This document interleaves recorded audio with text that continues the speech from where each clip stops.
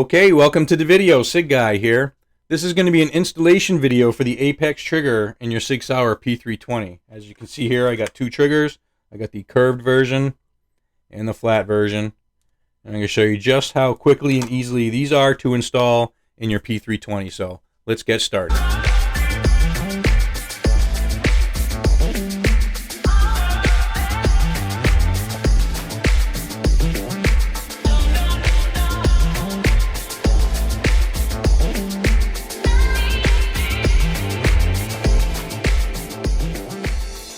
Before we begin, let's just talk about the trigger itself really quick. You can get the trigger in two different kits. You can get just the trigger itself, or you can get the trigger in a kit that comes with a trigger bar, an over travel stop tube, and a little spring. Okay. In this video here, I'm going to show you how to install just the trigger itself. If you're interested in the other kit, I have those on my website as well. So just kind of navigate over to that part and then click on that, and there'll be an installation video showing you how to install the whole kit as well. Okay. So in this video, to install the trigger shoe, there's going to be no tools necessary. This is very easy to install. So let's get taking this apart and getting our trigger put in. So as always, the very first thing we're going to do is make sure we're working on a clear and safe firearm. So we're going to lock our slide to the rear. If there's a magazine in there, we're going to remove our magazine. We're going to physically and visually check to make sure there's no round in the chamber, no magazine. Check our breech face, look away, do the same thing again. Chamber, magazine, breech face.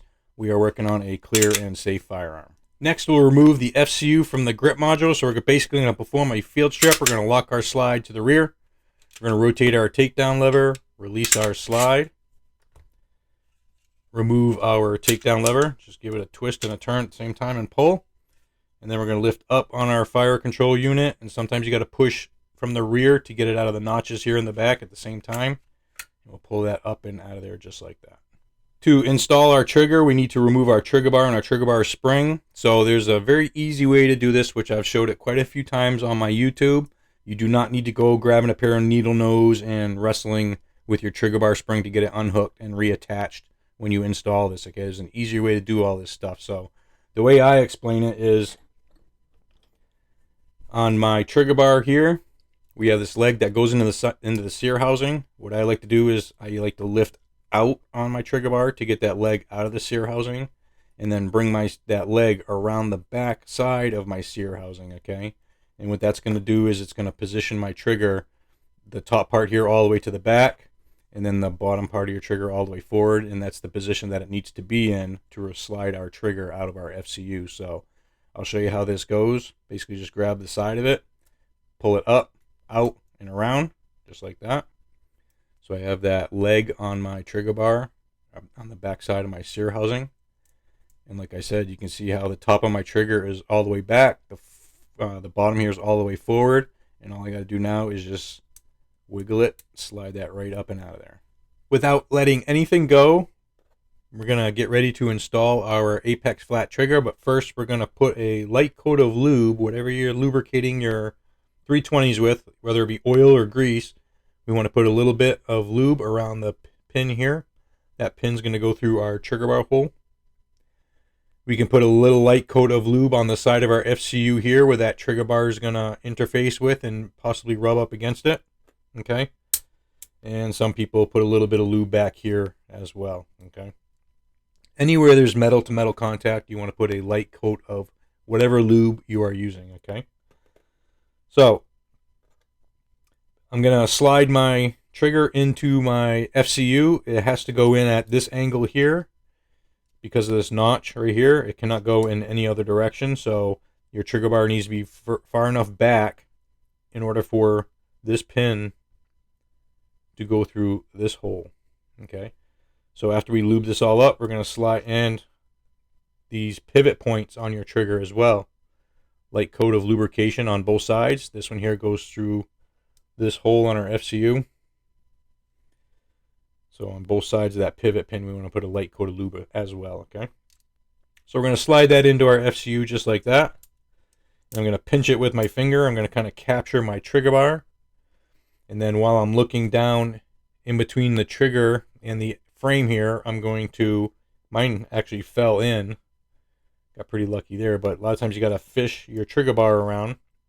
I'm actually going to pull this out so I can show you.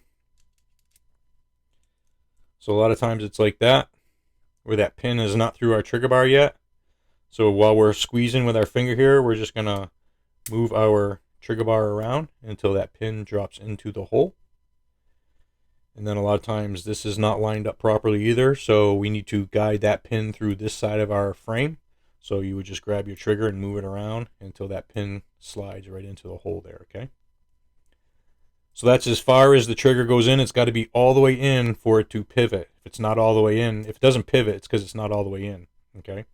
So now what I do is I use my finger here, I push against my trigger as I reposition my trigger bar back into the sear housing. So I'm going to kind of lift it up, out, and around while I'm pushing with my finger and guide that right down into our sear housing. And I'm kind of squeeze everything together to make sure all these pins are seated where they need to be, okay? And it is that easy to install the trigger shoe into your P320 FCU, okay? Just give it a little function check here. You're not going to hear it click and all reset and all that stuff like a lot of people think. Just basically I'm making sure that my trigger pivots nice and freely. When I let off, it returns by itself under the power of the spring here. Okay, which it does. So now I'm going to reinstall it into my grip module.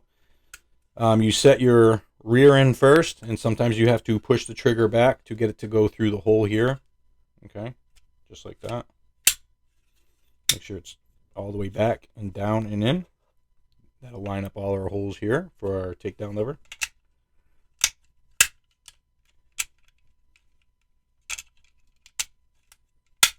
Like that. Okay. Reinstall our slide. Make sure our guide rod is centered. Just like that. All right, so as always, after we're done working on the firearm, we're going to perform a functions check to make sure that this firearm is ready to return to service and it's safe. So what we're going to do is grab an empty magazine. Okay, make sure it's empty. We're going to install that magazine and make sure that it latches in nice and tightly, which it does. We're going to hit our mag release and make sure that falls out under its own weight, which it does. Okay. Next, we're going to bring our slide to the rear, and we're going to watch our slide catch to make sure the follower on the empty magazine pushes up on our slide catch and locks our slide to the rear, which it does. We're going to remove our magazine. Just going to double check again, physically and visually check, make sure there's no round in the chamber, no magazine. Breech face, look away, do the same thing again. We're going to be firing our trigger, pulling our trigger. So we want to make sure that no round snuck its way into there. So now what we're going to do is release our slide. We're going to point the muzzle in a safe direction, and then we're going to pull our trigger. That works properly. We're going to hold our trigger to the rear, rack the slide. We're going to test our reset. That works properly. Fire again, that works properly. Okay. Next, we're going to rack our slide again, and then we're going to, without covering our muzzle, take it out of battery. You can see our barrel dropped a little bit. Our trigger should not work at all, which it doesn't. Okay, so everything passes the function check. This is ready to return to service. So there you have it. That is just how easy it is to install the Apex trigger in your SIG Sauer P320. I'm a huge fan of the Apex. I've had them since the very beginning. There wasn't very many options back in the beginning for aftermarket upgrades. I actually got a old school pre-voluntary upgrade 320 trigger or Apex trigger here. See how big and beefy that thing is. Part of the upgrade was to reduce the mass of the trigger itself. So you can see that one's pretty beefy compared to current production. Anyway, this kit is actually what lives in this 320. This is my nightstand gun. I took the light off for the purpose of this video. But I love the Apex because it changes all different aspects of your trigger pull, okay?